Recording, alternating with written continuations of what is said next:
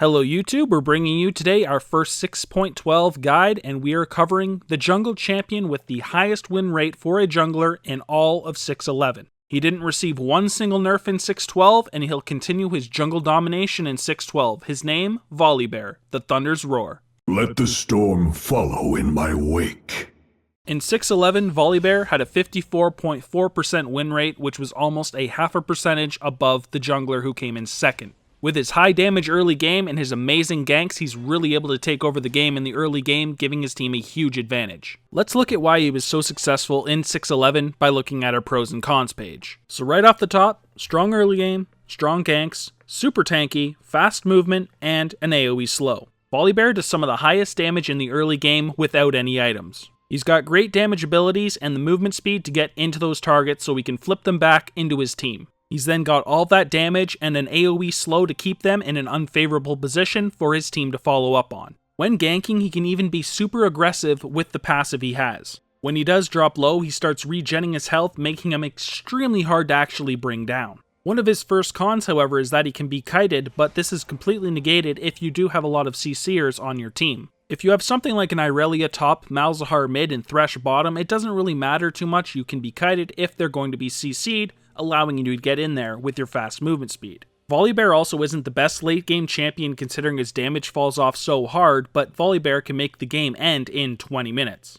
He's by no means useless in the late game considering how tanky he's going to be and how long it's going to take to bring him down, but he's not going to have the damage output. You're also going to be, without question, the target of Ignites and Grievous Wounds. A lot of Volibear's tankiness comes from his passive which regens health, which can be countered by Ignites and Grievous Wounds. There's not much you can do about this. If you are against a somewhat competent team at all, there will be Ignites, there will be Grievous Wounds, and that will make your tankiness a bit less. All in all, he's a really great early game ganker and can give your team an amazing advantage heading into the mid and late game, but he does fall off later. For Volibear's Masteries, you go 18 Resolve and 12 Cunning, grabbing Strength of the Ages as our Keystone Mastery. There were a couple mastery nerfs in 6.12, but not one single one that actually affected Volibear. In fact, one of his alternatives, which would be Veteran Scars, did get a buff of a bit more health. In my opinion on Volibear, considering your passive regen is so incredible, having Runic Armor is much better, but it is worth noting that alternative.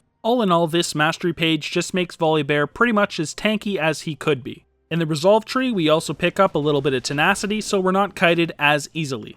This is by far the best mastery page for Volibear, and I wouldn't really consider any changes at all. For our rune page, we grab 9 greater marks of attack damage, 9 greater seals of armor, 9 greater glyphs of magic resist, and 3 greater quintessences of movement speed.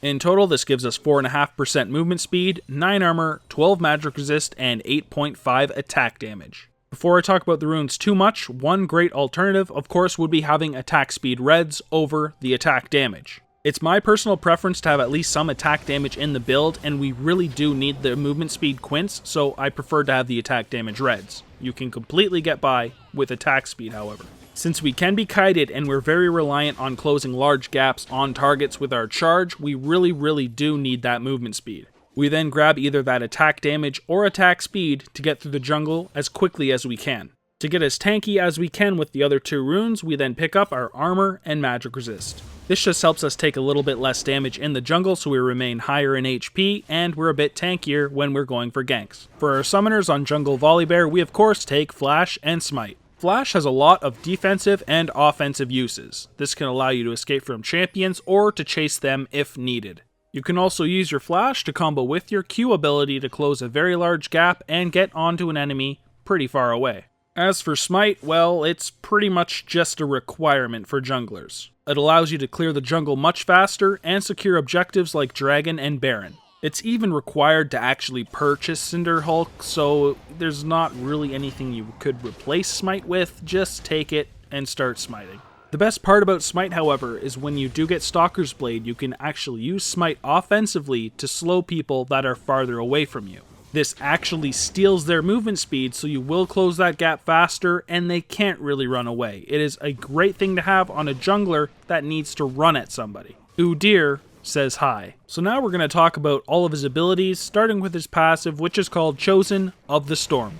This passive is pretty much a mini Dr. Mundo ult that automatically triggers when you're on low health.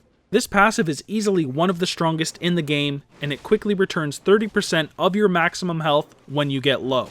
Considering how tanky we get Volibear to be, and the amount of health he does have, this is a huge amount of health. One of the best ways to use this ability is to bait people. Your average opponent will almost always underestimate just how much you can heal, and will usually think they can get a kill when they actually can't. The unfortunate thing about this passive though is how badly Grievous Wounds and Ignite counter this ability.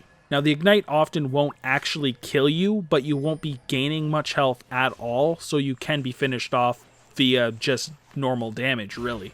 Now just like a Dr. Mundo ult, it does scale of course with Spirit Visage, so guess what's in our build? A Spirit Visage. Next up, Volibear's Q, Rolling Thunder. This, in a nutshell, is a movement speed steroid that lets you fling your opponent behind you. Rolling Thunder has an incredible amount of utility both in lane and team fights. You can open with your Rolling Thunder to close a gap, use your Majestic Roar once they start to run away, and then start auto-attacking away. You're able to use the movement speed buff both to close a gap on your target or to escape an incoming gank. It's also worth noting that this ability does do damage to turrets. It doesn't have a really long cooldown, so if you are trying to bring down turrets as fast as possible, make sure you're using Rolling Thunder when you can. This ability also resets your auto attack timer, so make sure you're using it right after an auto attack.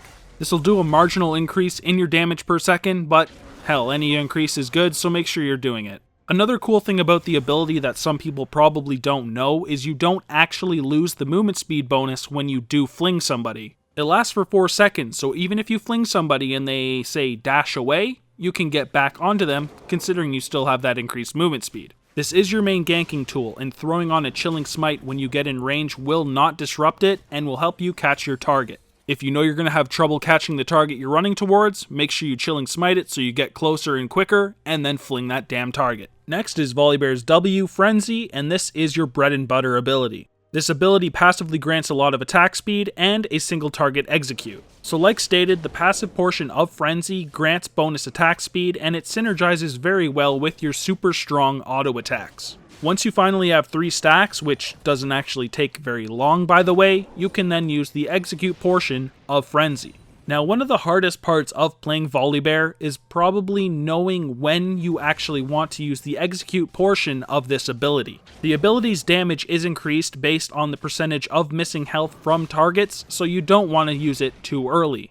A lot of people will pretty much use it whenever they can because they think like, oh wow, my Frenzy's finally procced, I'm going to use it, but that is not the way to actually use the ability. So if you're trying to actually kill your opponent, you want to wait until they're around maybe 20% of their health before actually using it. You have to keep in mind, however, that based on the target you're on, you may want to use it very, very early. If you're on a really squishy AD carry, it's pretty safe to even use this at 40% of their health, considering they don't really have much health for you to go through.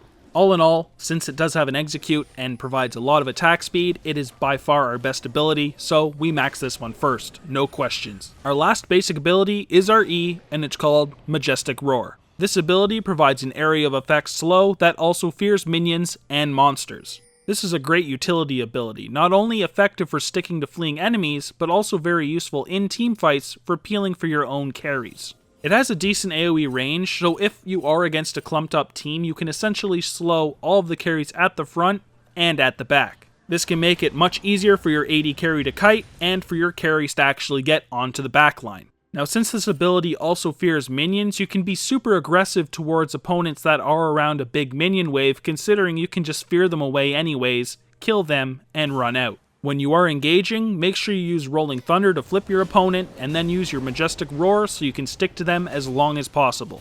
It's also just a great ability for clearing jungle. It does a bit of AoE damage, and fears those little minions so you're not actually taking much damage in return. You always max your W first, but then you can either max your E or Q second, it kinda depends on the team comp you're actually playing against. Last up is Volibear's ultimate, Thunder Claws. It's kind of like Santa Claus, except he's bringing shit you really don't want. This ultimate is an auto attack steroid that applies damage to your target and up to 3 targets around it. This is where the majority of Volibear's damage comes from, and the damage buff it provides is kind of obnoxiously great. At level 6, your auto attacks do an extra 75 damage for 12 seconds. That's a lot of extra damage. That's literally 3 pickaxes for 12 seconds. 3 3 pickaxes at 6. It also gives you the potential to hit 4 targets in total.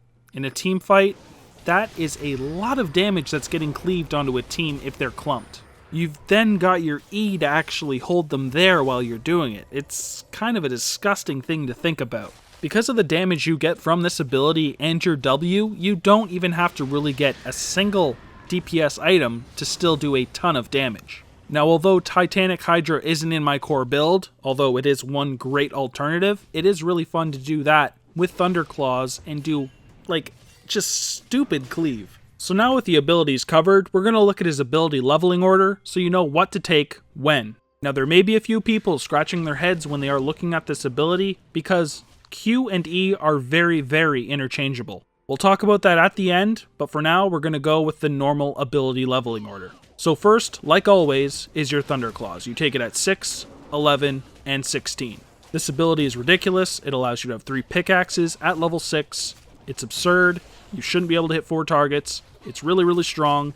Now, let's move on. So next is the W. You take it at 1, 4, 5, 7, and 9.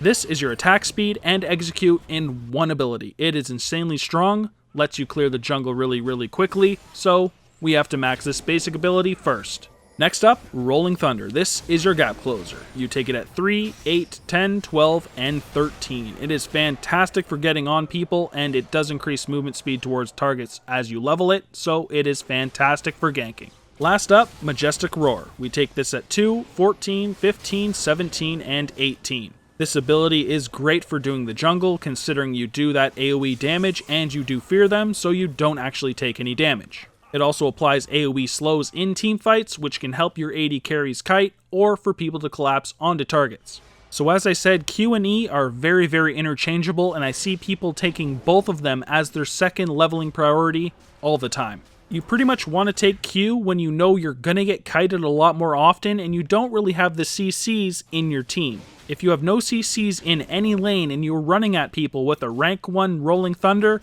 you may not close that gap. In this scenario, make sure you max this first so you close that gap as fast as possible and flip them towards your team. When you've got a lot of CC on your team already, you may as well just max the E. If you're running into lanes with people already CC'd, it's really not necessary to have that extra movement speed from your Q, so you may as well have that extra slow and little bit of AoE damage for jungle in your E. All are great abilities, and just switch them as necessary. Now we're going to make Volibear a tanky beast in our item build. We start with a machete, health potions, and a warding totem. This start just allows you to stay sustained in the jungle so you don't drop too low, and gives you the ward to protect yourself if you are getting invaded. We then move into the first buys section by getting a Stalker's Blade. This is easily the go-to jungle item for Volibear since you can use Smite on champions to deal a little bit of bonus true damage and to slow them so you can actually get onto that target. Next, just to roam around a little bit more, get to those jungle camps and whatnot, we pick up the basic Boots of Speed. We follow it up with some vision control. We get vision wards and a sweeping lens. It's kind of hard to gank if people have vision on you all the time, so the way to deal with that is to get rid of all that damn vision around the map. The vision ward can come in really, really handy if you are against a champion who's going to want to invade you over and over again. Drop it in a more passive position so you have eyes on him. For our core build, we enchant that Stalker's Blade with Cinder Hulk. The bonus health and passive damage to enemies around you from this enchantment really, really help you. This just gets you really tanky early on and allows you to clear those jungle camps just a bit quicker.